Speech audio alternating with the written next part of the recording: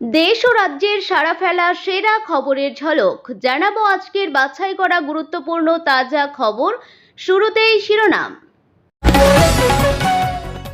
Gas সিলিন্ডারের দামে বড় স্বস্তি, নতুন মাসে কত কমলো বাণিজ্যিক সিলিন্ডারের দাম। নিজের দলের কর্মীকে সপাটে চড় মারলেন মমতা, মিছিলে বিশৃঙ্খলার মাঝে মেজাজ হারালেন তৃণমূল নেত্রী। কৃষক বন্ধু প্রকল্পে বাদ ৩০ লক্ষের নাম, সুবিধা পেতে আবেদন করতে হবে কৃষক বন্ধু নিউতে। মধ্যরাতে ইরানে হামলা শুরু করে দিল আমেরিকা, ট্রাম্প আগেই হুঁশিয়ারি দিয়ে রেখেছিল পরপর বিস্ফোরণ একাধিক শহরে।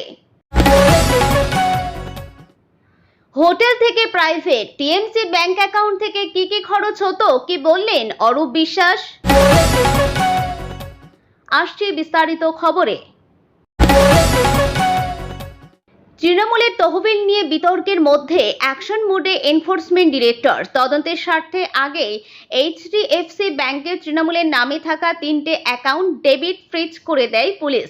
মঙ্গলবার লেনদেন সম্পর্কিত তথ্য খতিয়ে দেখতে তদন্তের নামে ইডি 5 জায়গায় তল্লাশি অভিযান চালায়। আর তারপরে সেই 3 অ্যাকাউন্ট মিলিয়ে মোট 440 কোটি টাকা ফ্রিজ করল এনফোর্সমেন্ট ডিরেক্টর। অন্যদিকে সম্প্রতি তহবিল তদন্তে পুলিশের কাছে বয়ান দিয়েছেন বিরোধী দলনেতা ঋতব্রত বন্দ্যোপাধ্যায় সহ তাঁর শিবিরে থাকা 5 জন বিধায়ক। কালীঘাট তৃণমূলের 3টি ব্যাংক অ্যাকাউন্ট ইতিমধ্যেই ডেবিট ফ্রিজ করেছে পুলিশ। এবার ইডির নজরেও সেই অ্যাকাউন্ট।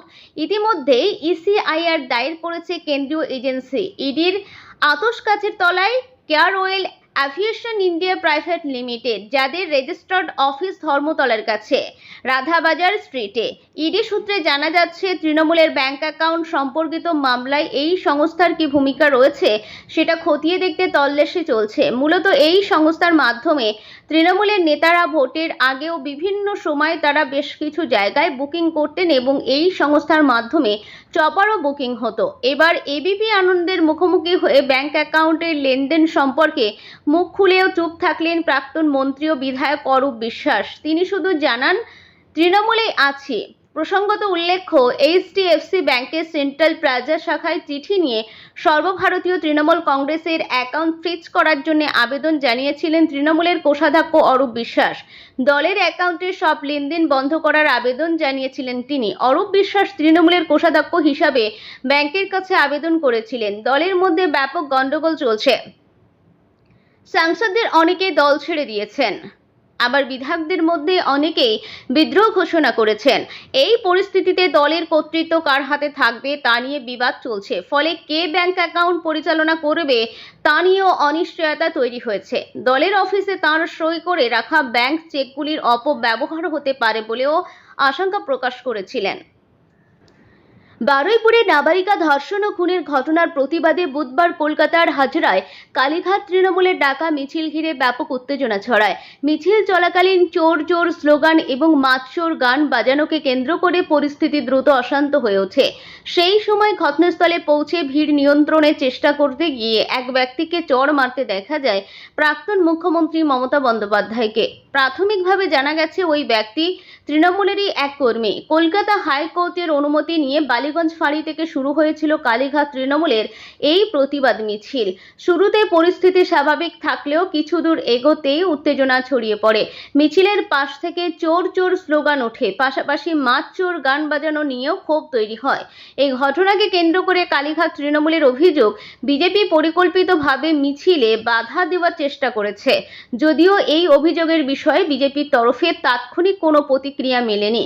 উত্তেজনা বাড়তেই দুই পক্ষের সমর্থকদের মধ্যে বচসা এবং ধস্তাধস্তির অভিযোগ ওঠে। পরিস্থিতি নিয়ন্ত্রণে আনতে দ্রুত ঘটনাস্থলে পৌঁছায় বিশাল পুলিশ বাহিনী। পুলিশ হস্তক্ষেপ করে পরিস্থিতি স্বাভাবিক করার চেষ্টা করে। এই বিশৃঙ্খলার মধ্যেই রাস্তায় নেমে ভিড় সামলাতে দেখা যায় মমতা বন্দ্যোপাধ্যায়কে। সেই সময় এক ব্যক্তিকে চড় মারা দৃশ্য সামনে আসে, যা নিয়ে নতুন করে রাজনৈতিক বিতর্ক শুরু হয়েছে। তবে ওই ব্যক্তিকে কেন চড় মারা হয়েছিল সে বিষয়েও এখনো আনুষ্ঠানিকভাবে তৃণমূলের তরফে কোনো ব্যাখ্যা দেওয়া হয়নি। ঘটনার পর এলাকা জুড়ে নিরাপত্তা আরও জোরদার করা হয়েছে। মিছিলকে ঘিরে তৈরি হওয়া উত্তেজনা এবং রাজনৈতিক পাল্টা অভিযোগের জেরে বিষয়টি এখন রাজ্য রাজনীতির অন্যতম আলোচ্য ইস্যু হয়ে উঠেছে। কৃষকদের জন্য চালু হতে চলেছে কৃষক বন্ধু নিউ প্রকল্প। তার জন্য পূরণ করতে হবে নতুন ফর্ম। জুলাই মাসের মধ্যেই সেই কাজ হবে, কথা জানান রাজ্যের কৃষিমন্ত্রী দুধকুমার মণ্ডল। এছাড়াও তিনি জানান, পুরনো কৃষক বন্ধু প্রকল্পে সুবিধাভোগীদের তালিকা থেকে 30 লক্ষের নাম বাদ যেতে পারে। সোমবার রাজ্যের কৃষকদের বিভিন্ন প্রকল্প নিয়ে মুখ্যমন্ত্রী শুভেন্দু অধিকারীর সঙ্গে বৈঠক হয় কৃষিমন্ত্রীর। পিএম কিষাণ থেকে অন্যান্য প্রকল্পে কিভাবে কৃষকদের যুক্ত করা যায় তা নিয়ে আলোচনা হয়েছে ওই বৈঠকে। নবান্ন সূত্রে খবর, ইতিমধ্যেই পুরনো কৃষক বন্ধু প্রকল্পের নামের তালিকা নিয়ে ঝাড়াই বাছাই হচ্ছে। তাতে প্রায় 30 লক্ষ সুবিধাভোগীর নাম বাদ যেতে পারে। বাকিদের নাম তোলার কাজ শুরু হচ্ছে। বাড়ি বাড়ি গিয়ে এই ফর্ম দেওয়া হবে। সেখানে কিছু ক্ষেত্রে বদল আনা হচ্ছে। একই পরিবারের একাধিক লোককে এই ফর্ম পূরণ করতে হবে না। অন্যদিকে বুধবার কৃষিমন্ত্রী দুধকুমার মণ্ডলের সঙ্গে দেখা করতে আসেন প্রাক্তন কৃষিমন্ত্রী শোভনদেব চট্টোপাধ্যায়। দুই পক্ষেই এই সাক্ষাৎকে সৌজন্য সাক্ষাৎ বলেছেন। দুধকুমার জানান, শোভনদেব দীর্ঘদিন এই দপ্তরেই ছিলেন। একাধিক বিষয় নিয়ে তার সঙ্গে কথা হয়েছে। কৃষিমন্ত্রী আগেই জানিয়েছিলেন, লক্ষ্মীর ভাণ্ডার প্রকল্পের উপভোক্তাদের অন্নপূর্ণা যোজনার জন্য যেমন পৃথক ফর্ম ফিল আপ করতে হচ্ছে, তেমনি কৃষক বন্ধুর উপভোক্তাদেরও নতুন করে ফর্ম পূরণ করতে হবে। কারণ কৃষক বন্ধুর তালিকাতেও লক্ষ্মীর ভাণ্ডারের মতোই প্রচুর ভুয়ো নাম রয়েছে। ফলে তালিকায় ঝাড়াই বাছাইয়ের প্রয়োজন আছে। এবার সেই কথা মতো শুরু হতে চলেছে কাজ। বুধবার রাতে মার্কিন সেন্ট্রাল কমান্ডার সমাজ মাধ্যমের পোস্টে ইরানের হামলার খবর জানায়। এক্স হ্যান্ডেলে তাদের বক্তব্য, প্রেসিডেন্ট ট্রাম্পের নির্দেশে তাদের বাহিনী হরমুজ প্রণালীতে ইরানের বিরুদ্ধে হামলা শুরু করেছে। নতুন করে উত্তপ্ত হয়ে উঠেছে পশ্চিম এশিয়া। আগে ইরানের বিরুদ্ধে আরও সামরিক হামলার হুমকি দিয়ে রেখেছিলেন মার্কিন প্রেসিডেন্ট ডোনাল্ড ট্রাম্প। বুধবার মধ্যরাতে ইরানে নতুন করে হামলা চালায় আমেরিকা। হরমুজের কাছে বাণিজ্যিক জাহাজে হামলার প্রত্যাঘাত শুরু করে মার্কিন বাহিনী। ইরানের সংবাদ সংস্থা সূত্রে খবর, সে দেশের উপসাগরীয় উপকূলের কাছাকাছি দক্ষিণাঞ্চলীয় দুটি এলাকা বন্দর আব্বাস এবং সিরিকে বিস্ফোরণের শব্দ শোনা গেছে। আমেরিকা বাহিনীর হামলার বিরুদ্ধে বন্দর আব্বাস এলাকার কাছে বিমান প্রতিরক্ষা ব্যবস্থা সক্রিয় করেছে ইরানি বাহিনী। বিস্ফোরণের শব্দ শোনা গেছে কোনারাক এবং চাবাহার এলাকার কাছেও। বিস্ফোরণের শব্দ শোনার পর থেকে ইরানের চাবাহারের কিছু অংশে বিদ্যুৎ বিচ্ছিন্ন করে দেওয়া হয়। বুধবার রাতে মার্কিন সেন্ট্রাল কমান্ডার সমাজ মাধ্যমের পোস্টে ইরানে হামলার খবর জানায়। এক্স হ্যান্ডেলে তাদের বক্তব্য, প্রেসিডেন্ট ট্রাম্পের নির্দেশে তাদের বাহিনী হরমুজ প্রণালীতে ইরানের বিরুদ্ধে হামলা শুরু করেছে। তাদের বিরুদ্ধে কঠোর ব্যবস্থা নিতে হবে। ইরানের এই আস্ফালন অযৌক্তিক, বিপজ্জনক এবং যুদ্ধবিরতির স্পষ্ট লঙ্ঘন। এর বিরুদ্ধে পদক্ষেপ করল আমেরিকার সেনাবাহিনী। বুধবার ট্রাম্প ইরানের সঙ্গে যুদ্ধবিরতিতে ইতি টেনে হামলার কথা জানিয়েছিলেন। পরে অবশ্য তিনি জানান, সে দেশের সঙ্গে পাল্টা হামলার ফলে নতুন করে যুদ্ধের কোনো ঘটনা ঘটবে না। তিনি বারবার ইরানের উপর হামলার হুমকি দিয়েছেন, আবার কূটনৈতিক অগ্রগতির দাবি করে পিছিয়েও এসেছেন। বুধবার ট্রাম্প বলেন, আমেরিকা সম্ভবত আজ রাতে ইরানের উপর বড় ধরনের আঘাত হানবে। যদিও তার বক্তব্যে তিনি স্পষ্ট করেন, সাম্প্রতিক এই হামলা পাল্টা হামলায় দীর্ঘমেয়াদী কোনো রূপ নেবে না। ট্রাম্পের আরও সংযোজন, যা কিছু ঘটবে খুব দ্রুত ঘটবে। যদিও তিনি এই ইঙ্গিত দিয়েছেন, মার্কিন সামরিক বাহিনী হয়তো তাদের কাজটি একেবারে শেষ করে দিতে পারে। মঙ্গলবার হরমুজ প্রণালীতে 3টি পণ্যবাহী জাহাজ আক্রান্ত হয়। তারপরই আমেরিকা দাবি করে এই হামলার নেপথ্যে রয়েছে তেহরান। ওই জাহাজগুলির মধ্যে একটি ছিল ভারতমুখী। সেই ঘটনার কয়েক ঘন্টা পর বুধবার ভোর থেকে ইরানে একাধিক ক্ষেপণাস্ত্র হামলার খবর মিলেছে। পাল্টা বাহরাইন এবং কুয়েতে আমেরিকার সামরিক ঘাঁটিতে হামলা চালিয়েছে ইরানও। ট্রাম্প ইরানের বিদ্যুৎ কেন্দ্র ও সমুদ্রের জল পরিশোধনাগার লক্ষ্য করে হামলা চালানো এবং তেল উৎপাদন কেন্দ্র খার্গো দ্বীপ দখল করার হুমকি দিয়েছেন। তুরস্কের আঙ্কারায় নেটোর সম্মেলনের মাঝে ট্রাম্প বলেন, হরমুজ প্রণালীতে বাণিজ্যিক জাহাজে ইরানি হামলার প্রতিশোধ হিসাবে এই হামলাগুলি চালানো হচ্ছে। গত রাতে ওদের কড়া আঘাত করেছে, খুব কঠিন। আজ সম্ভবত আবার ওদের উপরে জোরদার হানা হবে। আমি ওদের ছোট্ট হুঁশিয়ারি দিব, আজ রাতে ওদের কঠিন আঘাত করতে চলেছে। ট্রাম্পের দাবি, হরমুজ প্রণালীতে জাহাজ লক্ষ্য করে ক্ষেপণাস্ত্র, ড্রোন ছুটছে ইরান। তার কথায় ওরা খুব খারাপ আচরণ করছে। ইরান দাবি করেছে, অন্তর্বর্তীকালীন যুদ্ধবিরতি চুক্তি অনুযায়ী প্রণালীর ট্রাফিক নিয়ন্ত্রণ করার অধিকার তাদের রয়েছে। যুদ্ধ স্থায়ীভাবে বন্ধের আলোচনার অন্যতম প্রধান আলোচক এবং ইরানের পার্লামেন্টের স্পিকার মোহাম্মদ বাকের গালিবাফ এক্স হ্যান্ডেলে একটি পোস্ট করেন। তিনি লেখেন, দাদাগিরি ও তোলাবাজির যুগ শেষ, এতে কোনো লাভ হবে না, আমরা মাথা নত করব না।